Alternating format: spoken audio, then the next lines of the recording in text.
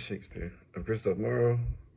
I'm doing a audiobook of my book, The War for Gentle Love. And it's called The War for Gentle Love because uh, there's the notion of a gentle love is rare and precious and easily destroyed.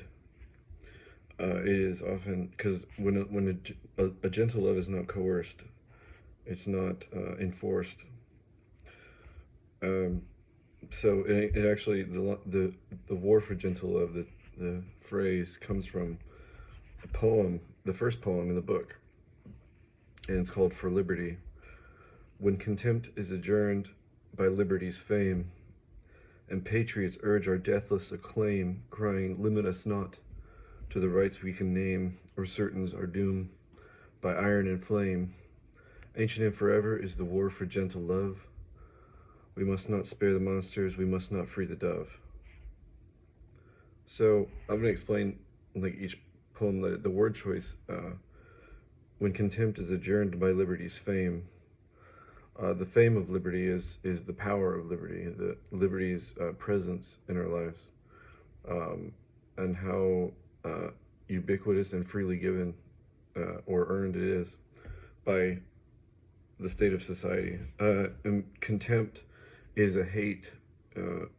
Is in some way that they feel is whoever has the contempt feels that is qualified or justified by their circumstances, and it's adjourned. That's I chose the word adjourned in particular because it describes it is a state of it's temporary. It's temporal. So you can when the adjournment is over, the jury returns.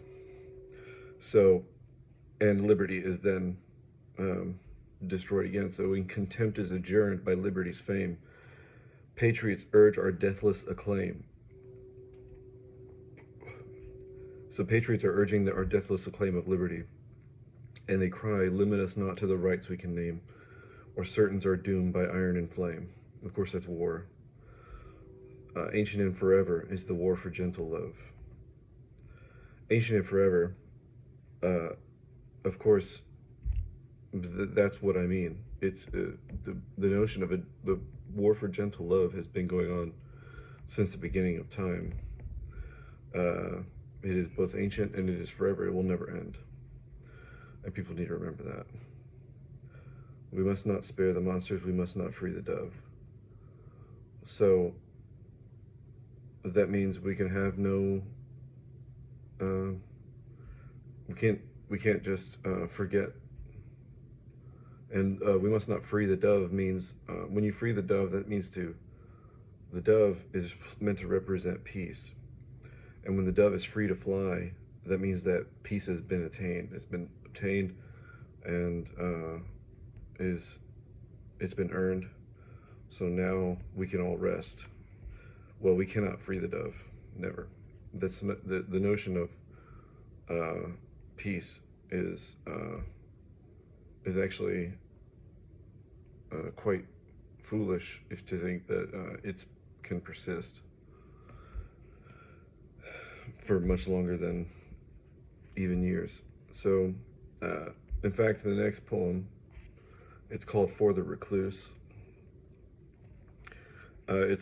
It's meant to describe people that are living on the edges of society, uh, living in like the backwoods, living in the wilderness, that sort of thing. Nature be indifferent to us, but your gentle neighbors may grow to hate you. Do not suffer them, and make your living where it is most perilous and dispossessed of capricious company. Thrive as death's nose touches your own. Wisdom, however abundant, cannot impart to you the fate of our collective chaos. Peace is but breath before the war. So that's what I meant by peace in the first poem. Um, that it's temporary because it is but breath before the war.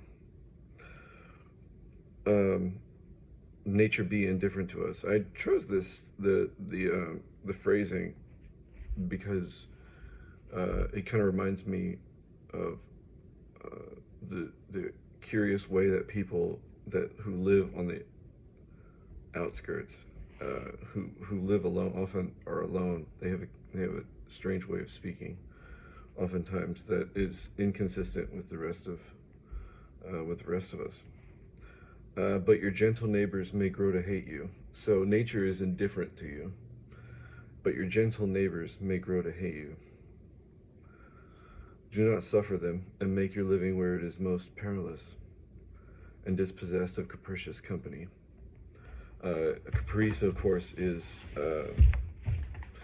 meant to describe how people are often unpredictable.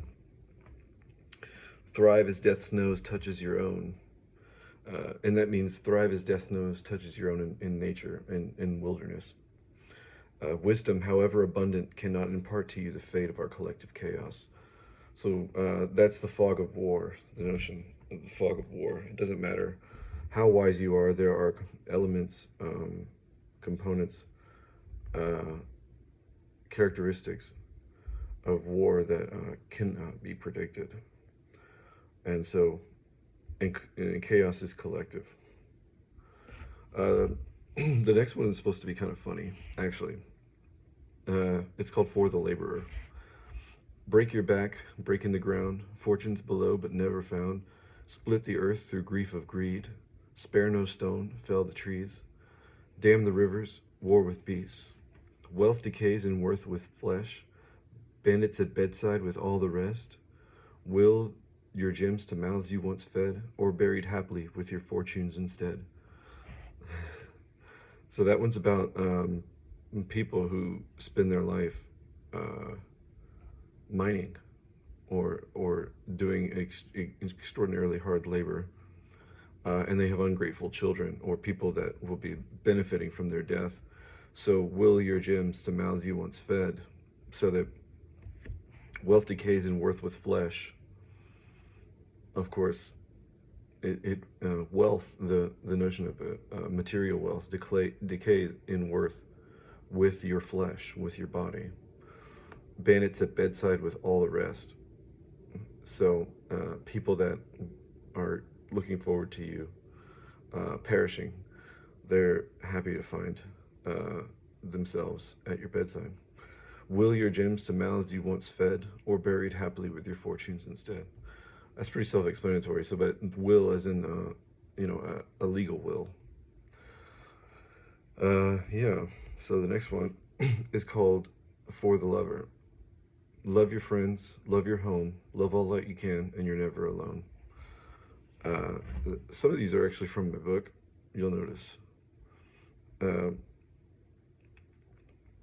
And if you read the first book that I've written, The Second Son, volumes 1 and 2, you'll find that poem. This one's called, the next one is called Goodbye. I used to have a lover, and my lover had me. We was gonna grow old, we was gonna grow free. But she took all her stuff, and she sleeps in a tree. She said she preferred it to sleeping with me. That year ate my vigor, won't drink to my health. The liquor I quit for new habits and wealth. I loved my lover, and my lover loves me, but she's gone to be happy, she's gone to be free. I wrote that for my ex, and it was hard to do that. And it's true, the year that she left ate my vigor, ate my health, my literal body felt to waste. And I cried so hard that like I would get sick. My stomach would hurt. And the next one, so the next poem is called For the One and Only March. She cannot behold, cannot quantify, or cast a mold of her effect on me. It is without seam or bend, without master or sin. Pilgrim to her infinites of grace, beauty, and wit, I cannot but march this lovely march, and I would wish to see its happy end. So, she cannot behold, cannot quantify, or cast a mold of her effect on me. So it is literally indescribable, and it cannot be materially represented this woman's effect on me. It is without seam or bend.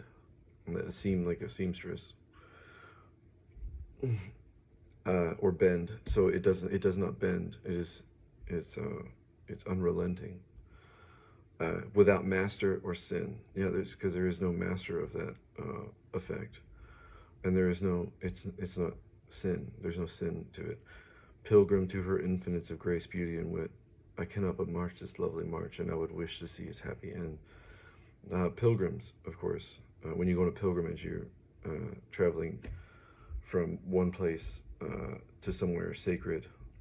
Um, and in this case, the pilgrimage, the journey there, uh, she has all of these qualities: grace, beauty, and wit. And I cannot but march this lovely march, and I would wish to see its happy end. The next one is actually a riddle. It's called the riddle. um, I am thieved upon the Ove, and often before, as armies should meet to settle sovereign scores, and to shelter winter's witness against its cold and dark our death of peace, will beseech from there in our hearts only what our riddles contented least. Adoring misery's harbinger still, for all your coming days, is a privilege of my treasure for certain, a miracle from suffering appraised. Um, Ove is a word in the first line. I am thieved upon the Ove. Ove is a word I had to invent to describe, uh, similarly to the word Eve. Eve describes the state right before an event, like Christmas Eve. But there's nothing after Christmas. You would just call it. I mean, you call it the end of Christmas, but that doesn't fully, completely, or sufficiently describe what I mean. So the Ove of Christmas, or the Ove, I am thieved upon the Ove. I'm thieved upon right after, and often before, as armies should meet to settle sovereign scores. So I am stolen right after a battle, and right before, when armies should meet to settle sovereign scores. So settling sovereign scores means the kings or queens or emperors, what have you, they are settling some dispute between themselves, and that's what they're settling. And to shelter winter's witness against its cold and dark our death of peace. To shelter winter's witness would be someone who, the winter of life, that season of suffering, what they're going through. So to give them shelter, what this thing gives them, shelters winter's witness against its cold and dark. Of course, the cold and dark of winter, our death of peace. So the peace that we need to have, that's necessary in our lives, um, to live happily. This thing shelters people from these things. Will beseech from there in our hearts only what I riddles contented least.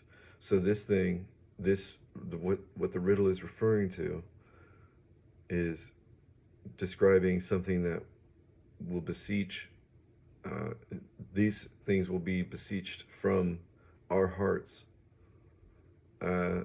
during this period of suffering, and the shelter gives it also. So what I riddles contented least. This thing the riddle is talking about, it's hope. It's talking about hope. So when hope shelters, the shelter winter's witness, the hope comes from someone offering you shelter after the winter of your life. And it will be beseeched from there in our hearts only what I riddles contented least. Hope is contented least, because it is undying. It persists regardless. Adoring misery's harbinger still, for all your coming days, is a privilege of my treasure for certain, a miracle from suffering appraised.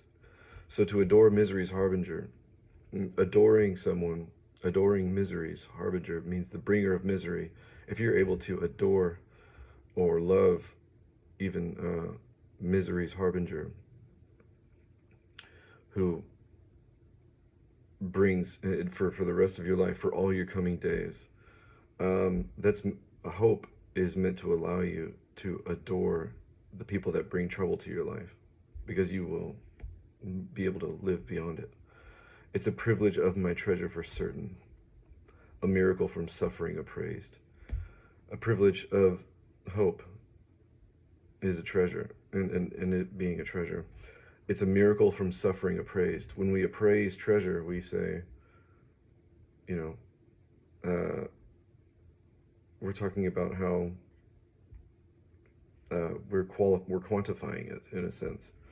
So a miracle from suffering appraised is actually a pretty damn good line, if you ask me, if I can say so.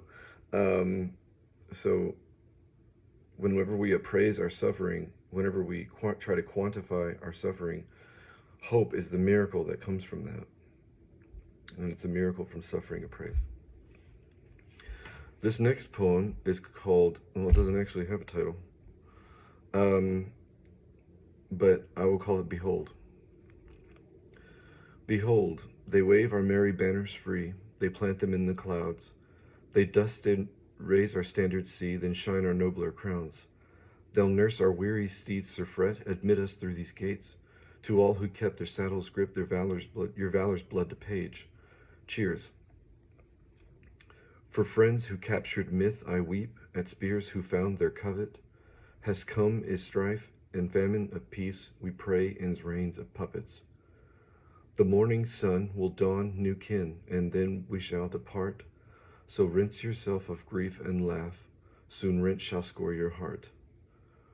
Believe, I say this not to shock or fright, but all of you should kiss everyone you surely love and everyone you'll miss. That's why we drink, tankard served awry, soon will be our last mead, for tonight we surely die. So this is about people in the military or in some kind of armed forces going off to war, and or to a major battle, and they know that they will likely perish. So, behold, they wave our merry banners free, they plant them in the clouds, they dust and raise our standard sea, then shine our nobler crowns. They wave our merry banners free. So a merry banner being like the crowd is welcoming them home, and the banners are waving, and they're quite merry, and they're waving freely. So these people have guaranteed freedom. The soldiers returning home have guaranteed freedom in some way. They plant them in the clouds, so they're lifting them so high they could be planted in the clouds. They dust and raise our standard sea, then shine our nobler crowns. They dust and raise our standard sea. A standard is like a flag that's on a pole, not like a flagpole, but like a little pole, like a spear almost, and you could like plant it in the ground. It's a standard. So and they dusting it because they just returned, and it's been a long time since they've been home, and it's collected dust. But now they get to dust it off and wave the merry banners free, and then shine our nobler crowns. Their crowns have been made more noble by having gone to war, and so they will shine. They're shined by that, and the crowd will shine them in a sense. The people that have been guaranteed freedom. They'll nurse our wearied steeds to fret, admit us through these gates. To all who kept their saddles gripped, your valor's blood to page. They'll nurse our wearied steeds to fret. Of course, is meant to be that they're talking about their horses. They're going to take care of our horses, Sir Fret. So the person that's fretting. Admit us through these gates. Of course, that's also self-explanatory. They're talking about entering the gates. To all who kept their saddles grip, your valor's blood to page. So whoever remained on their steeds and perished, your valor's blood to page. So your blood turns into ink that will describe your valor. So it's saying like, To all who kept their saddle's grip, your valor's blood to page. So everyone who rode in and knew that they might perish, and did or did not, your whatever blood you spilled is going to be documented, and so your valor will be noted. Cheers for friends who captured myth. I weep at spears who found their covet. Has come is strife and famine of peace. We pray in reigns of puppets.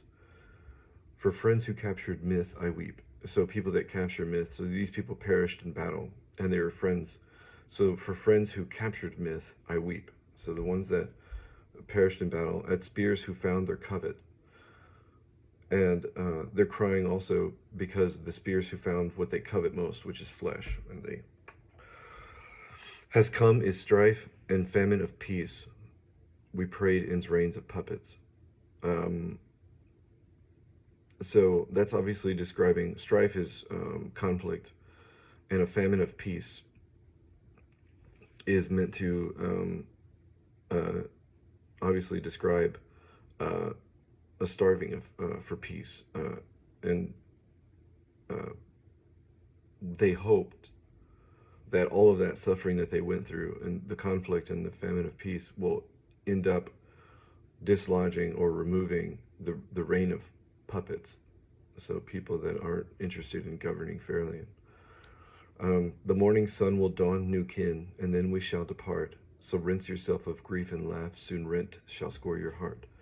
The morning sun will dawn new kin, and then we shall depart. The morning sun will dawn new kin is obviously, and then they're talking about new kin. You are my new brother or sister in arms.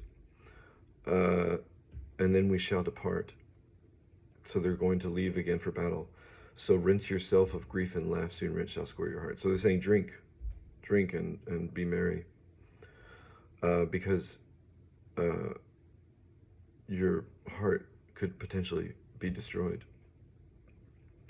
Believe. I say this not for shock or fright, but all of you should kiss everyone you surely love and everyone you'll miss.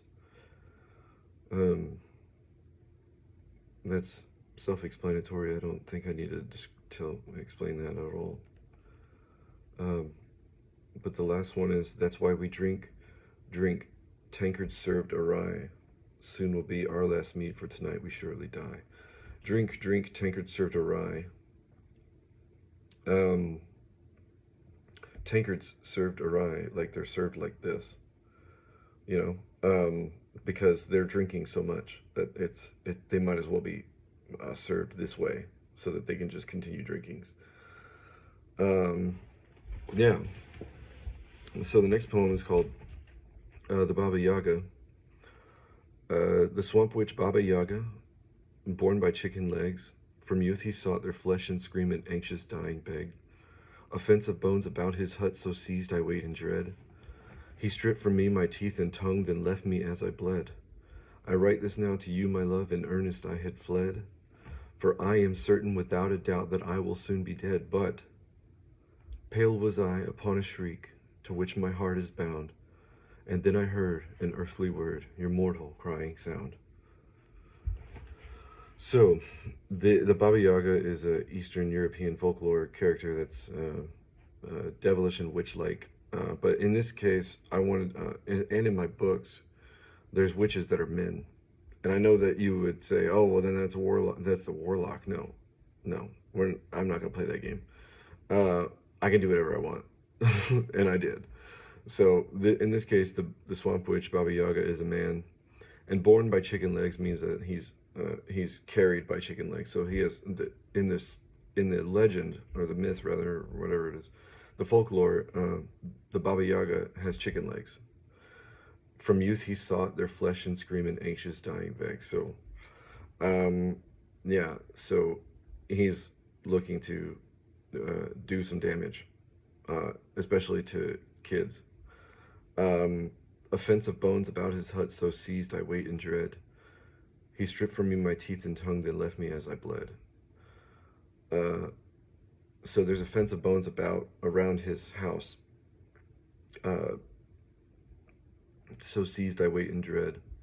Of course, they are imprisoned this person who wrote this poem is trapped and cannot leave. So seized, I wait in dread. He stripped from me my teeth and tongue, then left me as it bled. So, yeah. I don't need to explain that. I write this now to you, my love, in earnest I had fled.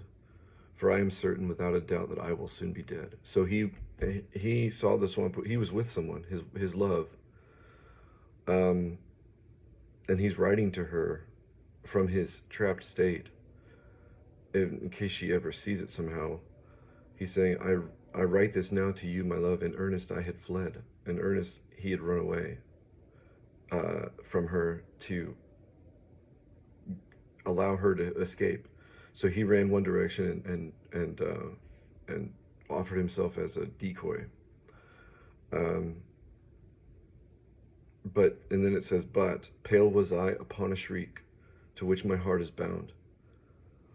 And then I heard an earthly word, your mortal crying sound.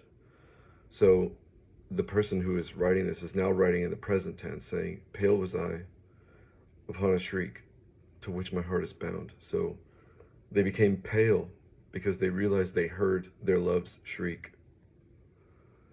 And you know it's their love because to which my heart is bound. So the person recognizes the scream of their love, um, the shriek of them. So they know it's them. And then I heard an earthly word, your mortal crying sound. An earthly word meaning mortal, meaning that it can perish. Uh, yeah, misfortune.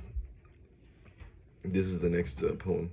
We lost the rum and then the wine, its place beneath we can't divine.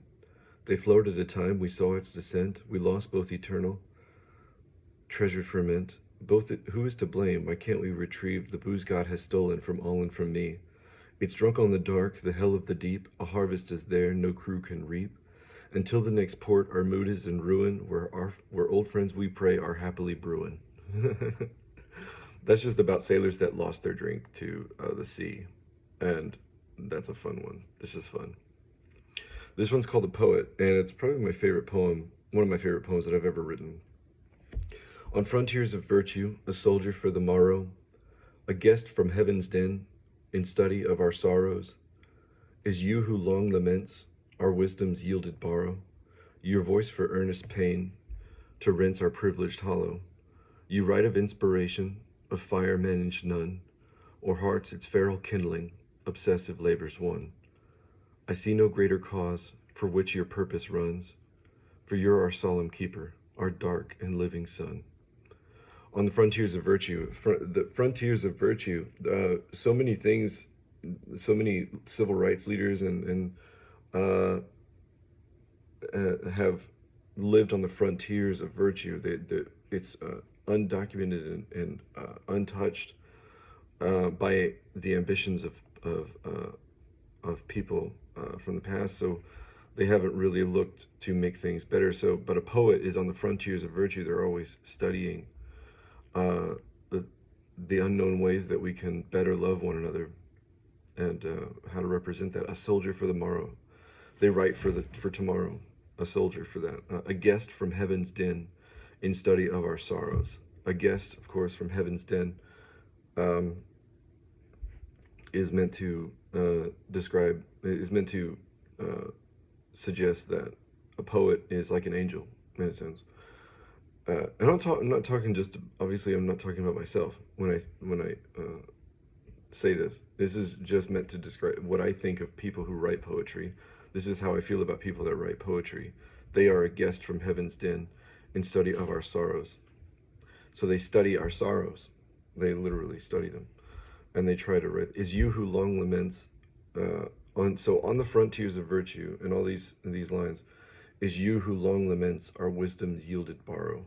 You're a voice for earnest pain to rinse our privileged hollow. Our wisdom's yielded borrow means our wisdom that was given up, that we borrowed anyway, from characters in our lives that are greater in virtue and in wisdom and in patience and things like that. You write of inspiration. So, your voice for earnest pain. Obviously, that's self-explanatory. To rinse our privileged hollow.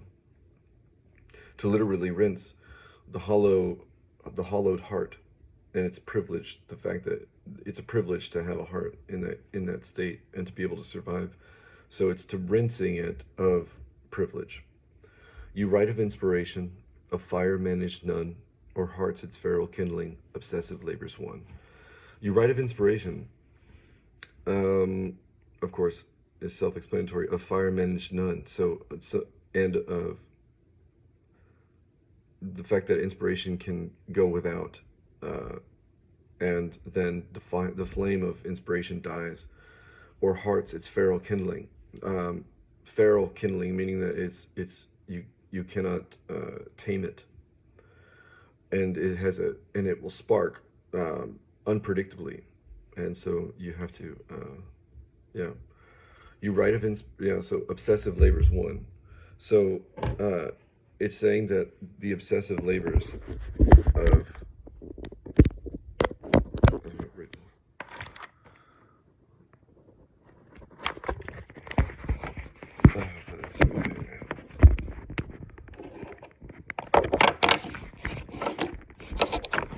okay, that's not gonna work.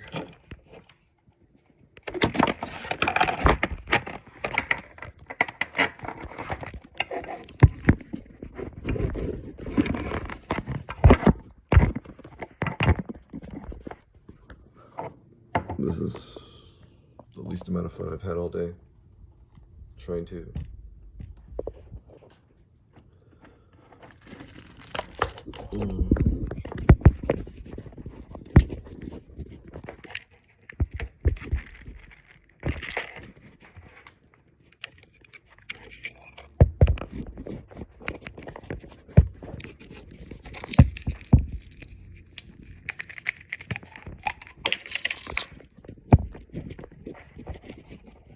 There we go. And obsessive labors is meant to describe. I'll cut this part out.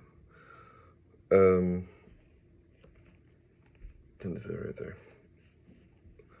Obsessive labors are meant to describe the labors of being a writer and being an artist, and always seeking inspiration, and trying to wield that feral kindling. I see no greater cause for which your purpose runs, for you're our solemn keeper, our dark and living sun.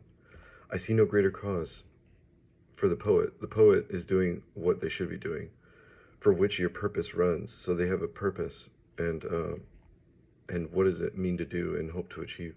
For you're our solemn keeper. Poets are often solemn and serious, and that's just their thing. Our dark and living sun. Um, that's just cool phrasing. But it's also meant to describe the nature of a poet, which is rather usually often dark and living sun. So it's meant to also describe the effect that they have, which is to bring light, and they are a living sun in that sense. Um, this one's called "We Own the Night,"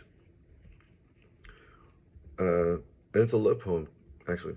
Should she wake in the morn from intrigue of lords beneath, we shall heckle terror's opera and vile sermons of teeth. Singular is the vision of darkness found entombed, and beasts that haunt that grave to breed in nightmare's womb. But come does every dawn with new and virgin light, redeeming winter's ghost until the birth of night, where I will lay awake, my hand upon your face, a willful bid and forfeit to earn your heart's embrace. Should she wake in the morning, that's what the first line is.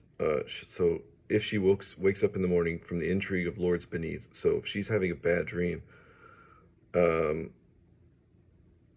during her sleep, so if the intrigue, meaning the interest of lords like the devil and stuff, so we shall heckle terror's opera. So we shall like make fun, ridicule terror's opera, their play, their performance in the mind, and vile sermons of teeth. That's just meant to describe the danger that they try to simulate, nightmares try to simulate in you during your sleep.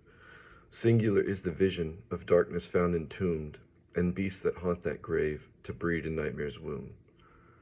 Uh, So singular is the vision of darkness found entombed. Singular is the vision means it's completely and utterly dark, especially when it's found entombed.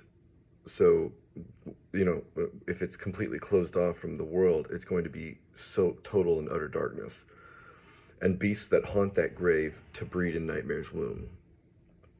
So in perfect darkness, um, there are beasts that haunt that grave of darkness, and they breed in nightmare's womb. So the beasts, and that's where they breed, is in darkness. But come does every dawn, so you eventually wake up with new and virgin light, redeeming winter's ghost until the birth of night. Um, redeeming winter's ghost until the birth of night. Uh, redeeming winter's ghost is meant to describe the winter of life, and the ghost of winter, which is rather it's generally not a fun time in your life. Until the birth of night. So it's doing this until the birth of night again, where you have to deal with nightmares. Where I will lay awake, my hand upon your face, a willful bid and forfeit to earn your heart's embrace. So this person is willing to stay up through the night for the person they love most dearly, and keep their hand upon their face, a willful bid and forfeit. So they're bidding, they're offering it, and they're forfeiting. And forfeiting their sleep to earn that person's embrace. The next poem's called To Love Others. Curse not the rain, nor its company thunder. Seek not to blame, nor to catch and then sunder. Make not your hearts cold, as those will soon plunder, while lowered in their graves, and to each one the other. Retreat to your love, notice shelter in their smile, for life will serve again its worst in many trials. Gone will be your troubles, so be not of grim isles. Discover heaven in all, treat them all worthwhile. So it's curse not the rain nor its company thunder. So that's pretty self-explanatory. So don't be upset with the rain nor thunder as its company, and seek not to blame, nor to catch and then sunder. So it's saying don't try to blame people, don't try to catch people so that you can destroy them. Make not your hearts cold, as those will soon plunder. It's saying the people that perish, make not your hearts cold, is pretty obvious, while lowered in their graves, and to each one the other. So to every person that's still around, don't make your hearts cold. Retreat to your love, notice shelter in their smile, for life will serve again its worst in many trials. So notice protection in their smile. Gone will be your troubles, so be not of grim isles. Discover heaven in all, treat them all worthwhile. Yeah, that's pretty self-explanatory actually. But the grim isles is meant to describe the isles of life, where you find yourself isolated and in a grim circumstance. This one's called For the Friend. I see my golden prairies, a home that I have earned, with acres tilled forever, and crops that never burn. I wish you could but picture an earth that's safe and grand. It feeds us all the perished, the fallen soldiers' land. Cherish your mortal burden, sire kindness from your hurt. Make habit of benevolence, for gold is in the dirt. And know that when you find, at last has come your end, you'll see that I was waiting, eternally your friend. I see my golden prairies, a home that I have earned. This person is just perished. They've just died. And they are seeing a kind of heaven for the first time. And it's golden prairies, a home that they've earned with their goodness. They've earned a home with acres tilled forever and crops that never burn. So these crops are both immortal and infinite. I wish you could but picture an earth that's safe and grand. It feeds us all the perished, the fallen soldiers' land. And so soldiers that have guaranteed the notion of heaven. Um, Cherish your mortal burden, sire kindness from your hurt. Make habit of benevolence, for gold is in the dirt. Cherish your mortal burden, of course, is meant to describe cherish your life. Sire kindness from your hurt. So give life to kindness from your pain. Make a habit of benevolence. So make a habit of goodness in your authority and otherwise. For gold is in the dirt. That's it's twofold. So gold is literally in the dirt. And it's also meant to say that the gold of life and is in between humans is in the dirt, is in suffering also. And know that when you find at last has come your end, you'll see that I was waiting eternally, your friend. So whenever you perish, you'll see that I was waiting eternally, your friend. This one's for people that are grieving. To those we lay in bed to grieve, to those we lose with no reprieve, we learn of love, its bounty forgiven, by quiet and hope, without tears forbidden. What we had sheltered, for they who we pray, when night is of darkness, along with our days, we say over and again we'd suffer it more, for one final moment, their heartbeat restored. That one's pretty self-explanatory. We learn of love, its bounty forgiven, but by quiet and hope, without tears forbidden. So it's okay to grieve the loss of love, because it's a bounty that is forgiven by quiet and hope. When night is of darkness along with our days, what we had sheltered, for they who we pray, when night is of darkness along with our days. That's just saying when darkness takes over all of your nights and along with your days, so your days are ruined because of grief. We say over and again, we'd suffer it more, for one final moment, their heart be restored. So you're saying, I would take this again, I would deal with all of this grief again, just to see their heart, just to see them alive for one more second. This one is called For Venus, and it was written by me, but written for someone who challenged me on a dating app. They thought I couldn't. They were like, write me something, because you said you're a poet. Write me a poem. And so I totally did, and I totally killed it. Here's it. And I did it in like 20 minutes. Here we go. Among the midnight, the sky, it's called For Venus. Among the midnight, the sky's endless dark, shining from heaven, and nearer our star, is a woman I've met that challenged my word, who captured my breath, and happiness stirred. Should grace need its rest, a wholesome reprieve, from gestures of goodness, or warring with grief, it will seek Venus, a mother to all, an elegant measure against virtue's fall. I know none more gentle, no amendment is due, for perfect has a rival, the world says is you. So, among the midnight, the sky's endless dark, that's just meant to describe the sky's literal and endless darkness above you. And it's saying, like, out in outer space, shining from heaven and nearer our star. It's literally, Venus is literally closer to the sun than Mercury, Venus, Earth, Mars, Jupiter, Saturn, Uranus, Neptune, Pluto. Shining from heaven and nearer our star. So it shines, Venus shines. And it's closer to the sun. Is a woman I've met that challenged my word. Yeah, so she challenged me to write, who captured my breath and happiness stirred. So she's so beautiful, she stole my breath, and she stirred my happiness through that. Should grace need its rest, a wholesome reprieve, from gestures of goodness or warring with grief. So grace is a kind of forgiveness, but it's also the ability to persist and the ability to bring persistence to others. And so this person is so lovely. I'm saying that that should grace need to rest, the notion of grace, she could be a substitute. It will seek Venus, a mother to all, against an elegant measure against virtue's fall.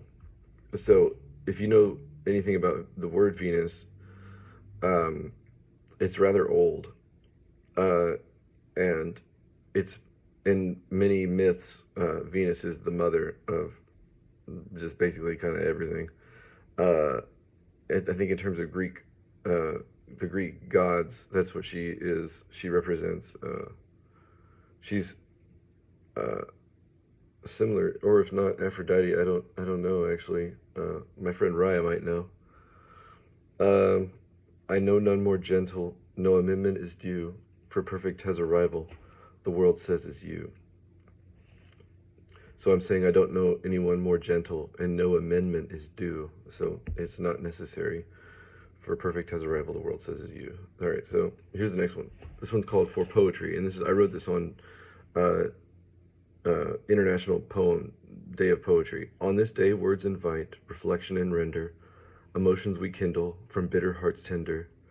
To each their poems, in verse or in prose, bequest not but truth, its glamour and rose. All of us damned, report of our sunder, and angels of cheer to lie in its thunder. Fellowships are born by sermon and laughter, through tales of relent and all who came after. For of Atlas we're made, so break but never falter, and right please I beg you, be keeper its altar. Um, on this day, words invite reflection and render. On this day, words literally invite us to reflect and to then render, to create. Emotions we kindle from bitter hearts tender. So our bitter hearts and the emotions that we experience and that are kindled from that. And the tender is our bitter hearts. To each their poems, in verse or in prose, bequest not but truth, its glamour and rose. Um, Thank you, Ryan. It is Venus is the mother of all, goddess of all. So to each their poems, in verse or in prose, bequest not but truth, its glamour and rose. So it's saying to everyone who wants to write poetry in verse, in song, or in poetry or in prose, uh, it's saying don't say anything except the truth uh, of things, like the nature, the true nature of things. It's glamour and rose. It's glamour, the beauty and glamour of truth, and it's rose. Uh, it's Rose is just another way to describe glamour. All of us damned, report of our sunder, and angels of cheer to lie in its thunder. So all of the poetry in the poem, poets that write, they're the damned, and they report of their destruction. And also, uh, even when they are feeling themselves to be the angels of cheer, so they're so happy, they would still lie in its thunder, to lie in the thunder of truth. Um, Fellowships are born by sermon and laughter, through tales of relent and all who came after.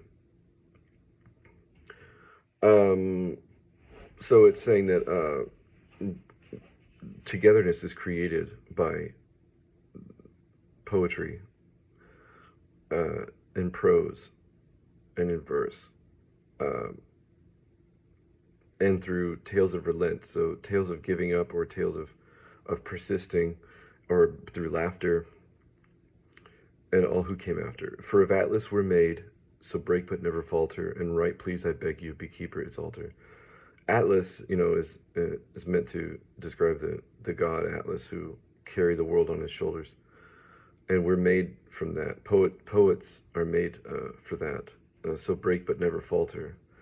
So you're allowed to break, because you're allowed to experience despair, but do not ever falter in your mission to write and to be keeper of its altar. For the singer.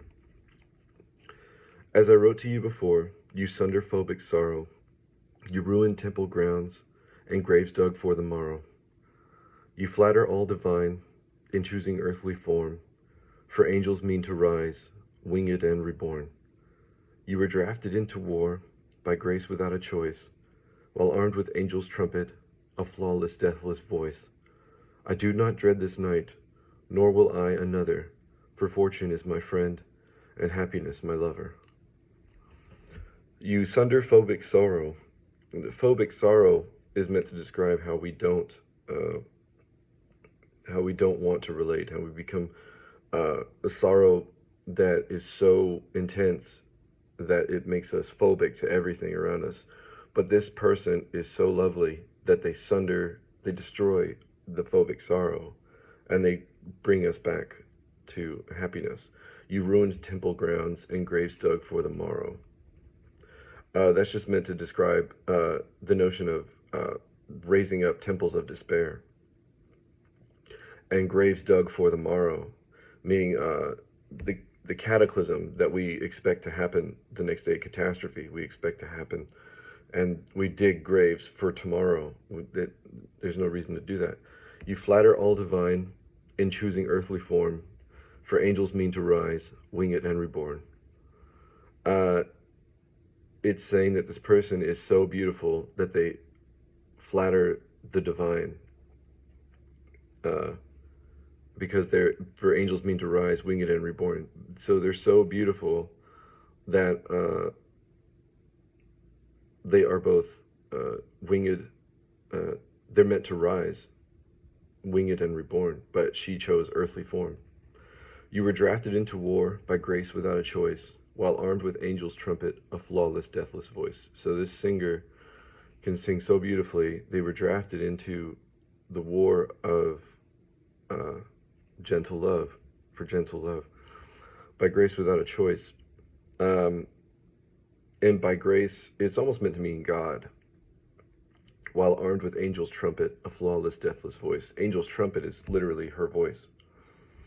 Um, and it's a flawless, deathless voice. It's a voice that will never die. I do not dread this night, nor will I another, for fortune is my friend and happiness my lover. I do not dread this night is self-explanatory, nor will I another. They'll never dread another night, for fortune is my friend and happiness is my lover. So happiness is even closer to them than fortune.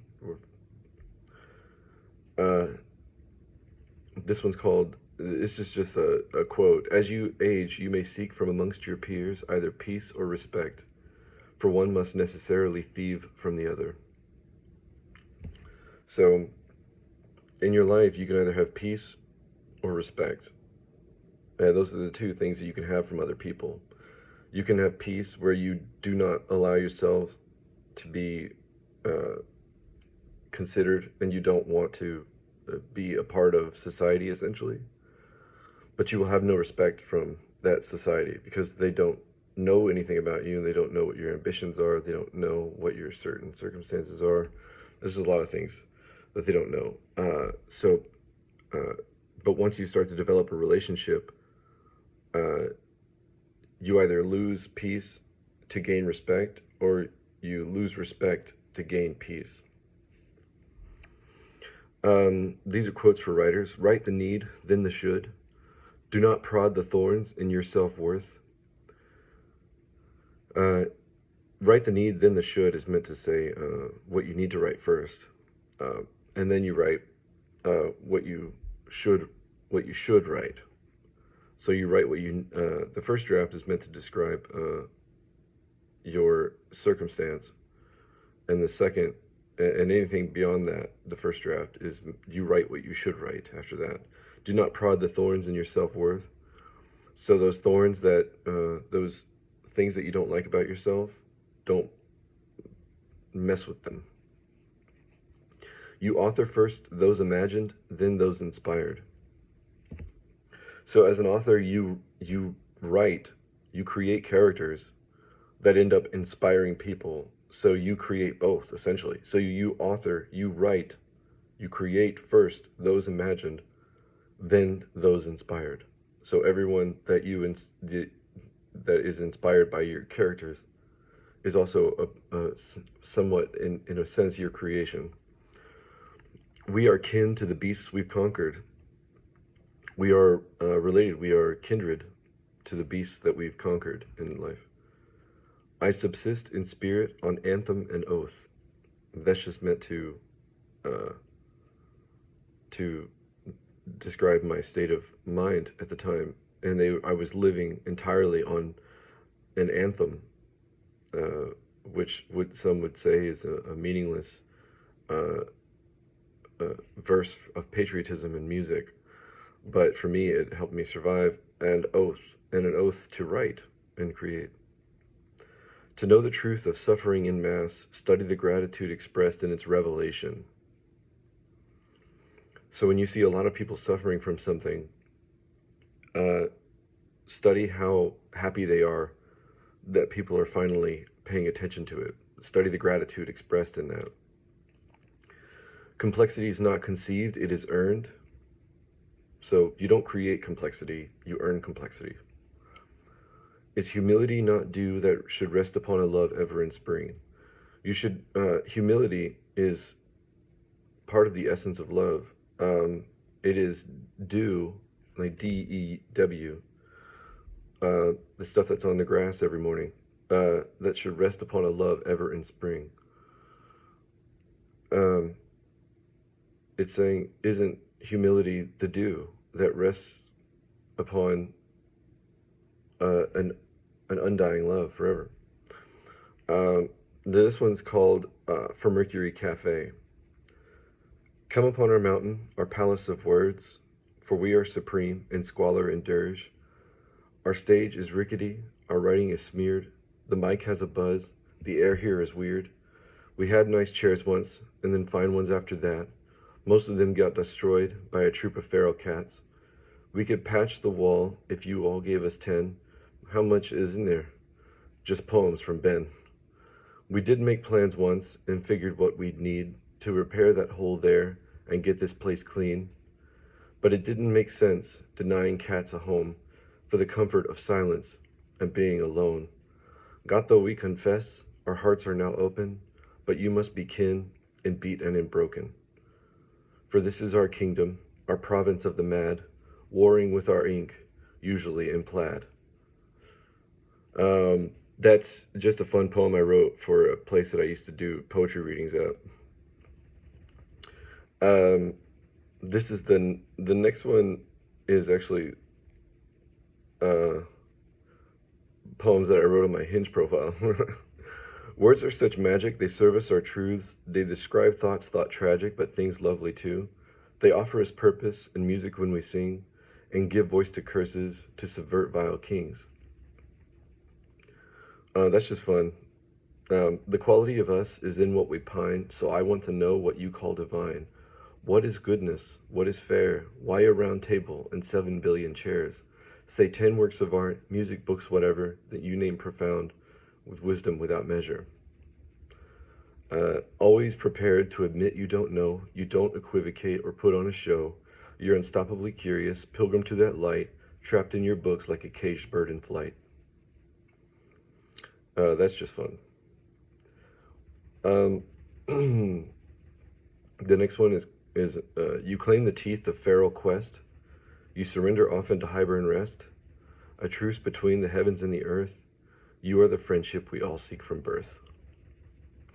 You claim the teeth of feral quest. So the actual ability to make a difference, and the untamed quest.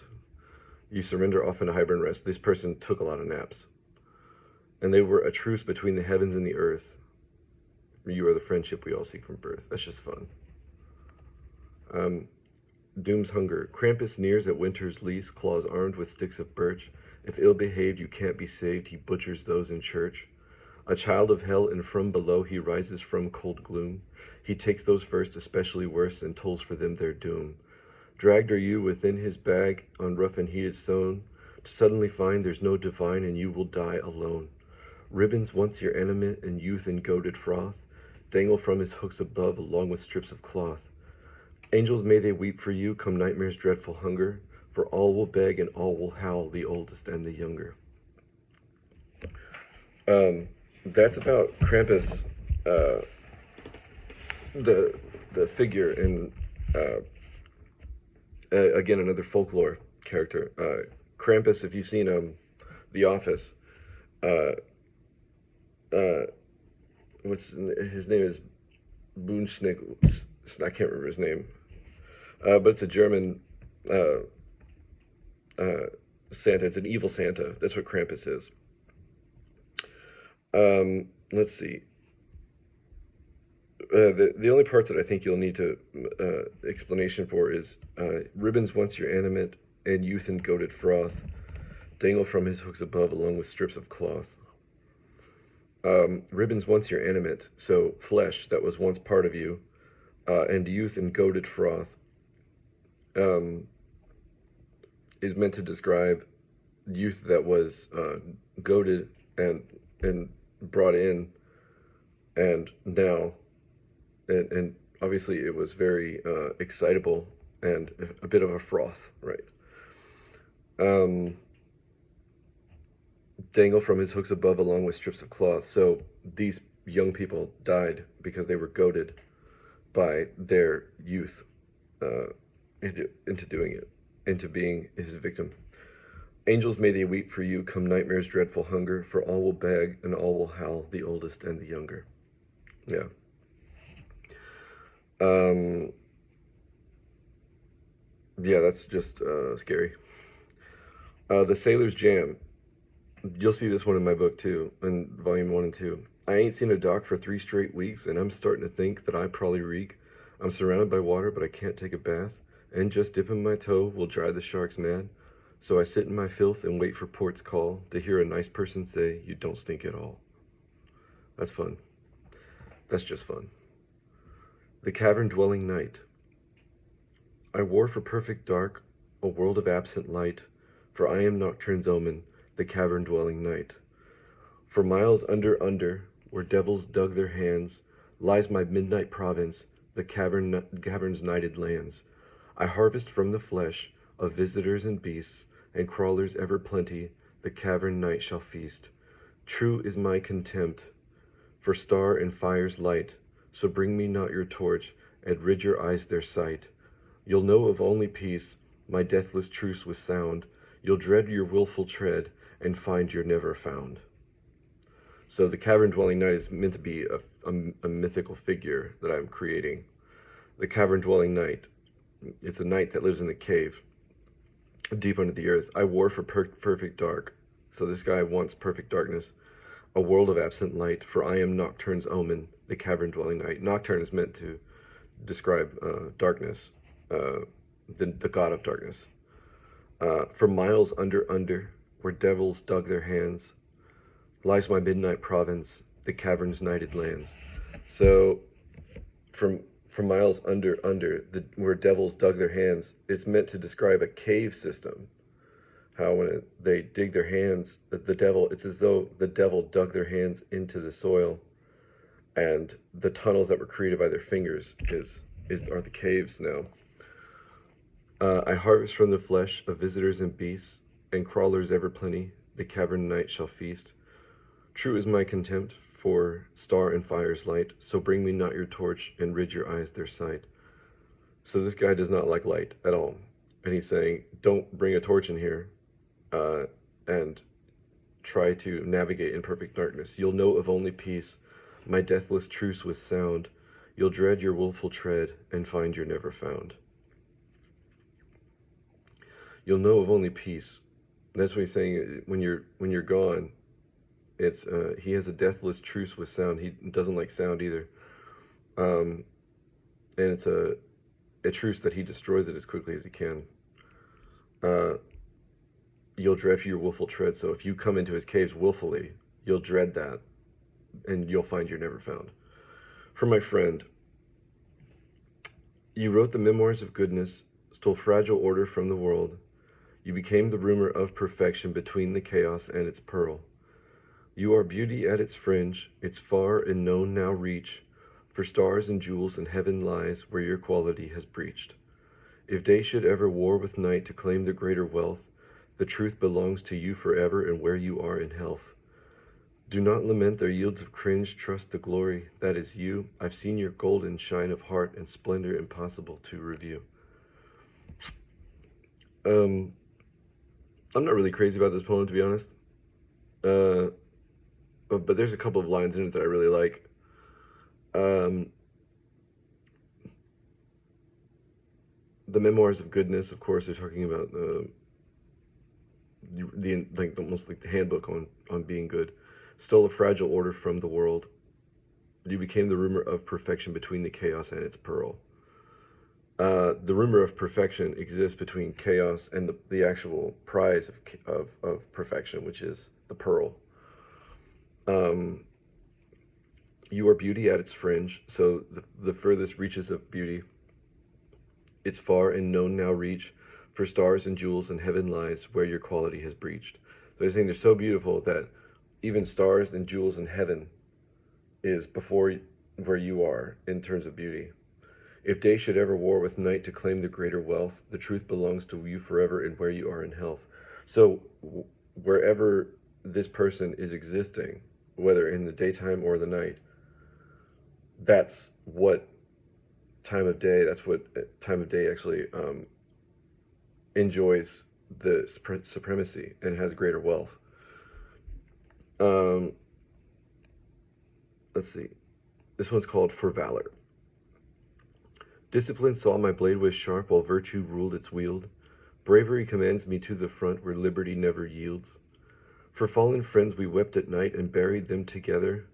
We then dressed warm, sat by the fire, and prayed we'd beat the weather. Forgiveness begged us its employ when prisoners were gathered, and mercy stayed us all our blades when came their mortal hazard.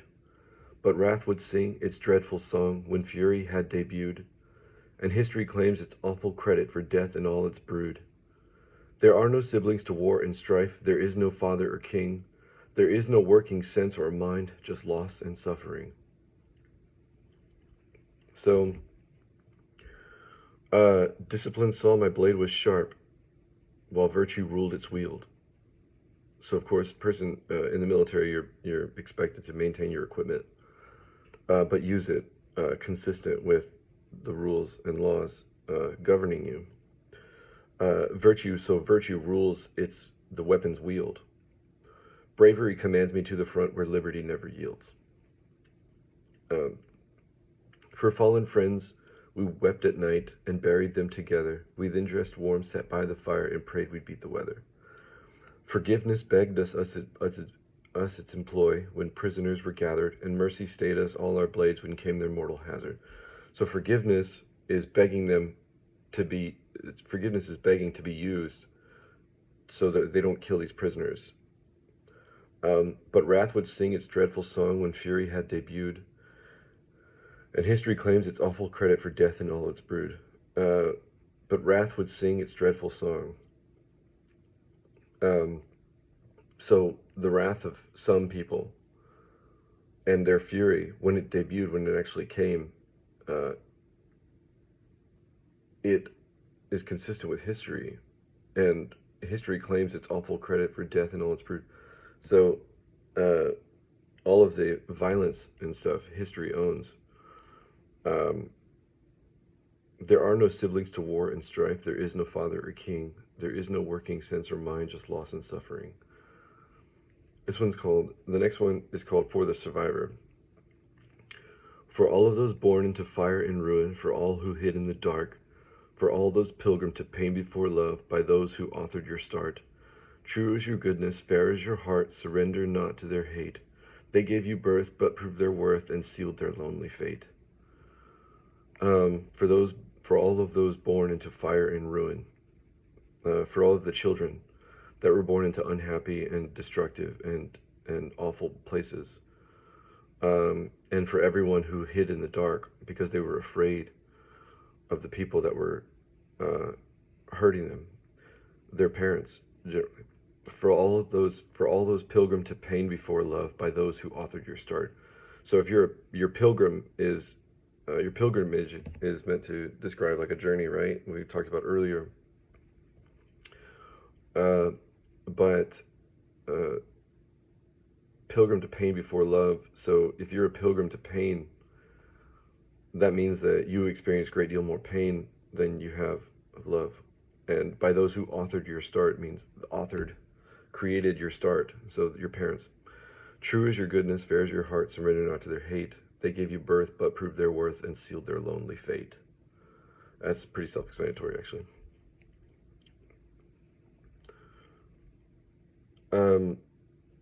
This one's called Four Living Nights.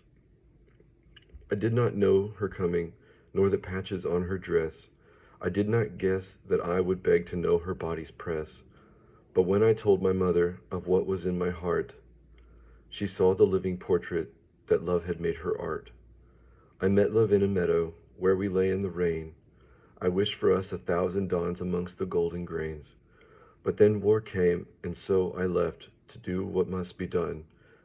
To she knows 1,000 more for my price of one. So this person I did not know her coming, nor the patches on her dress.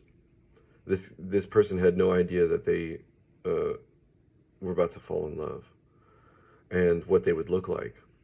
They did not guess that they would beg to know her body's press. They would beg to know what their feeling of their flesh, their touching of skin to skin would feel like. But when I told my mother of what was in my heart, she saw the living portrait that love had made her art. So when this person tells the mother that they had fallen in love with someone, the mother sees almost literally love written in their face, and it had made her love had made her art, had completed her portrait of art on your face. I met love in a meadow where we lay in the rain. I wished for us 1,000 dawns amongst the golden grains. And as well, the person's name is Love, and he's calling her, she's calling her Love. But then more came, and so I left to do what must be done. To see she knows 1,000 more for my price of one. Yeah, and that's self-explanatory too. To not believe. This poem is about people that believe that they don't belong. A dirge of many melodies against her quiet rebel song. She thinks herself a demon, a life lived far too long. I cannot name her beast by her life of utter pain. She cannot suffer teeth or battle in such rain. She knows that there is greater, some gold beneath the dirt, some sun behind the clouds, some joy within the hurt. I will help her find it if I must sing forever. Her dirge will surely quit its awful failed endeavor. A dirge is a song written for a funeral, and a dirge of many melodies is meant to say that a lot of trouble, a lot of sadness against her quiet rebel song. So this person has been persisting by a song that is being drowned out by the many dirges in her life. She thinks herself a demon, a life lived far too long. I cannot name her beast by her life of utter pain. She cannot suffer teeth or battle in such rain. So the beast of ruin is what it's referring to. She cannot suffer teeth or battle in such rain. And then to describe that she cannot continue to survive all these troubles. She knows that there is greater, some gold beneath the dirt, some sun behind the clouds, some joy within the hurt, is self-explanatory. Some gold beneath the dirt is obviously similar to the allusion to gold I made in an earlier poem. So that she knows that there is some beauty beneath all of this awfulness, some sun behind the clouds, some joy within the hurt. Some joy within the hurt is meant to encapsulate basically everything I meant. I will help her find it if I must sing forever. Her dirge will surely quit its awful failed endeavor. This one's called Hail to the Chief. You're defaced by many lies, your king and prince to fraud. Your heart it begs that all truth dies, even at the throne of God. Your valor is ever sterile, it renders false your good. Its functions all but feral, to lie where candor stood. What remains in its stead is cold and damaged marrow, buried above the ancient dead in our forsaken barrows. You'll bribe us all the poorest poor to know an end we wouldn't chase. You'll sing our doom the come of war while cheering you the death of grace. You're defaced by many lies, your king and prince to fraud. Your heart it begs that all truth dies, even at the throne of God. So this person lies a lot. Yeah. Your valor is ever sterile. So they never have they don't know the notion of valor, and they don't live that. They don't exist to be a living example of it either. It renders false your good. Its functions all but feral to lie where candor stood. Uh, so everything that it renders false your good, everything good that they do, it renders it meaningless. Its functions all but feral to lie where candor stood. Mm. What remains in its stead is cold and damaged marrow, buried above the ancient dead in our forsaken barrows. Uh, so what remains, because their valor is sterile,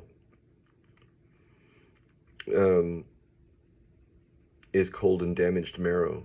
The marrow is is the deepest part of you. It's inside your bones.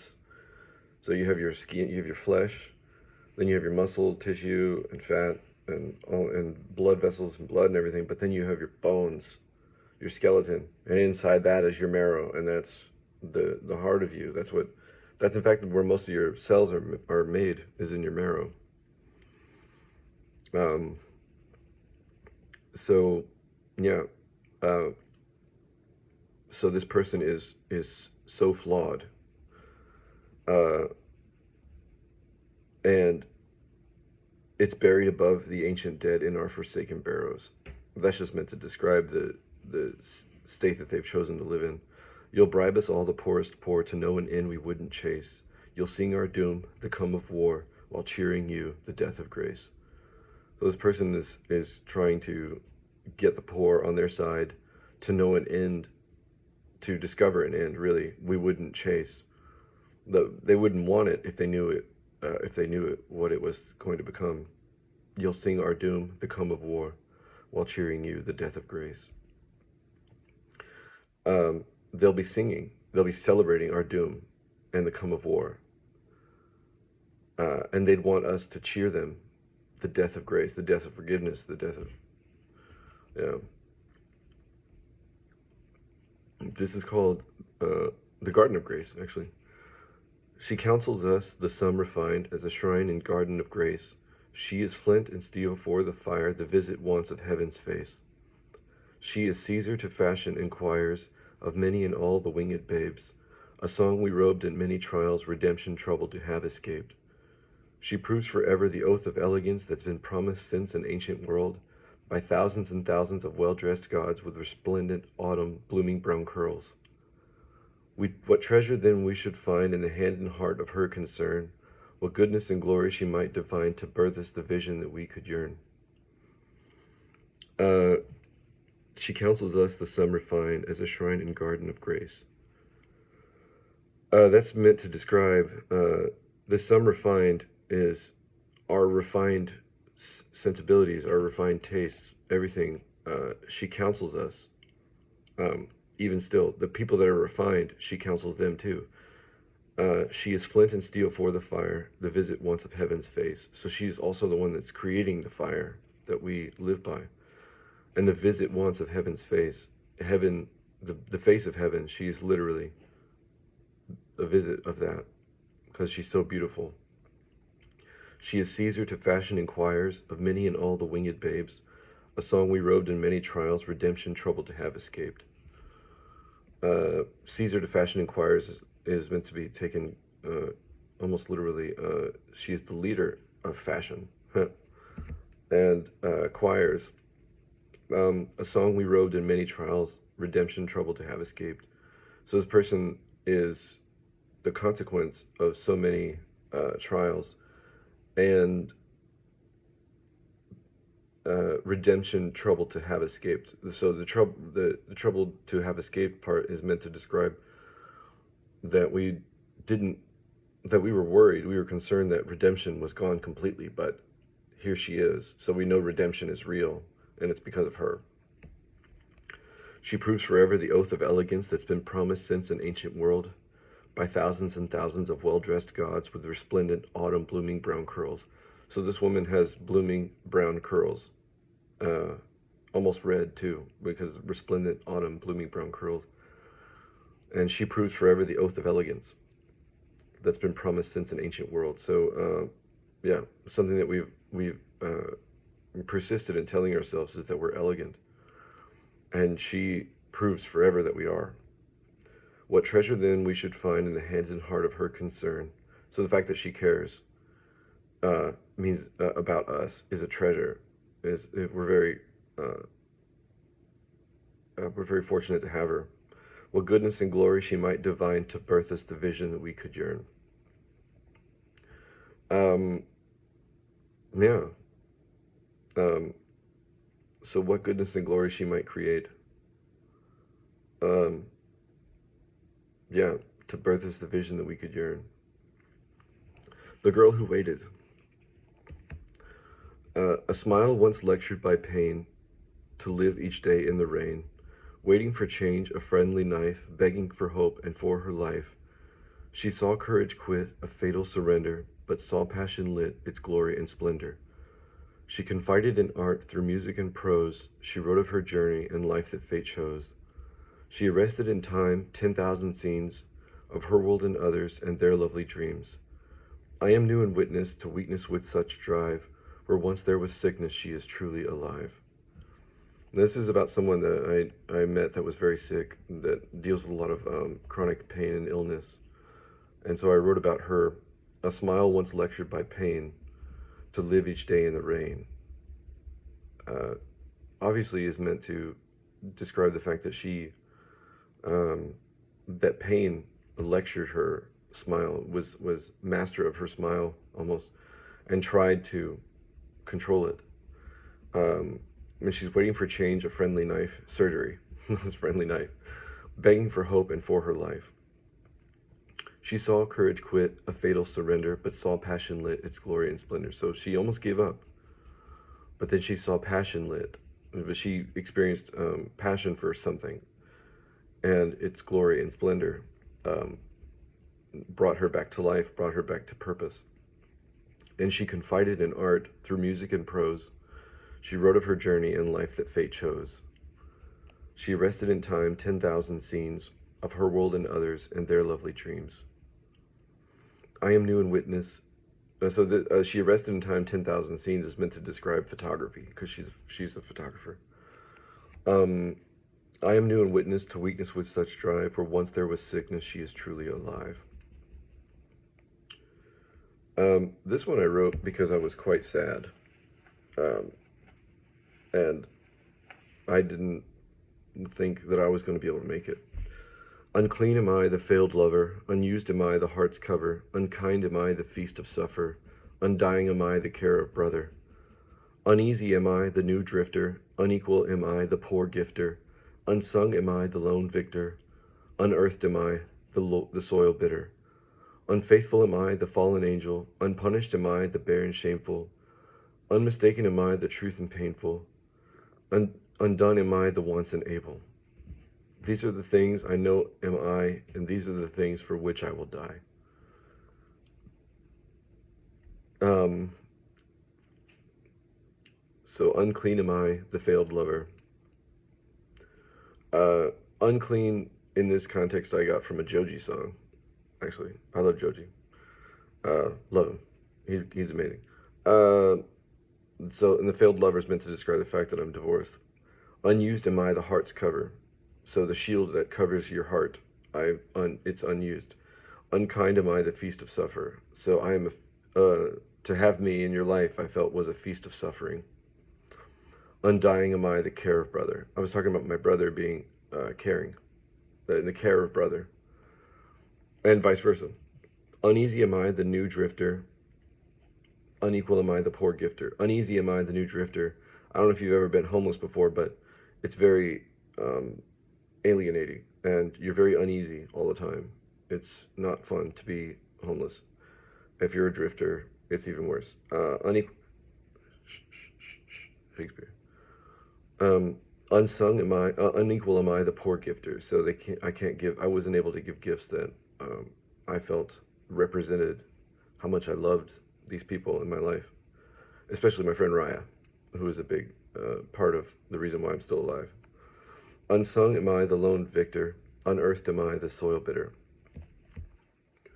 Um, Yeah, and so any unsung am I the lone victor is meant to describe the notion that I I didn't think that my anything that I achieved or accomplished was worth praising or singing about.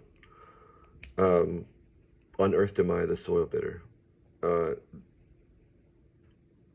that's just meant to be a clever uh, relation that I created. Unfaithful am I, the fallen angel. Unpunished am I, the bare and shameful. Unmistaken am I, the truth painful. Undone am I, the once unable. These are the things I know am I, and these are the things for which I will die. Uh, these are the last two poems. I would never ask, this one's called Forever. I would never ask the sun to give to me the sky. I would never ask of beauty to forfeit me its eye. I would never seek to take the gardener from his plot. I would never look to steal the baby from its cot. For you are lovely and forever, a rarest natural truth, and like these many pears, I'll always wait for you. If you could only know, and never have to wonder, you'll be with me eternal, my sky, my earth, my thunder. Um, this poem is not uh, hard to understand on its own. I would never ask of beauty to forfeit me its eye, though, the eye of the beholder, and the eye of beauty, and how it seeks to see more of it. Um, you'll be with me eternal, my sky, my earth, my thunder. Um, so this is the last poem. I wrote for you a poem, some words to all my friends. I've traveled broken roads. I feel I'm near the end. I clung to your resolve to raise me ever higher. I rested in the dark while you kept light the fire. I worked so very hard. I swear to God it's true. I'll never ever quit, and that's because of you. If you see me on a stage, in glory under lights, or find my name assigned, first at open mics, please know that I am happy. I get to share my work, the privilege of my life, to craft the written word. And that's it. That's the end of my book of poetry. Um, I have Shakespeare. Shakespeare. I have more poetry that I've written, but I don't have access to it right now. But I'm going to be adding it to the book as it goes on. Thank you if you somehow got this far, listening to me drone on about my poetry. That was incredible of you. Um, and I really hope that you enjoyed my other works, which is prose. Um, yeah, where I say things more directly. um, Thank you and have a good one.